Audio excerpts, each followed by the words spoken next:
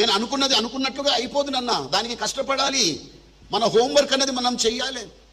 Life is not so easy. ఇవాళ వేణుగోపాల్ ఈ లెవెల్కి వచ్చిందంటే it is not so easy.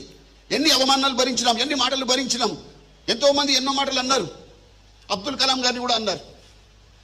నాకు అదే స్ఫూర్తి. అంత పెద్ద ఆయన కూడా అన్నారంటే నేనెంత, ఆయన కాలి గోటికి సరిపోను. ఏమన్నారు? పైలట్ అవుదామని వెళితే యు ఆర్ అన్ఫిట్ అన్నారంట గురువు గారిని. అన్ఫిట్. తర్వాత ఆయన ఏమయ్యారు? మిస్సైల్ మ్యాన్ ఆఫ్ ఇండియా అయినారు. He became the missile man of India. కానీ ఆయన కోరిక మనసులో ఉండిపోయింది. వాళ్ళు అన్నారు you don't deserve to be A pilot. కానీ ఆయన అనుకోలే, ప్రపంచం అంటది. కానీ ఆయన అనుకోలే, I deserve to be A pilot. లోపట కోరిక.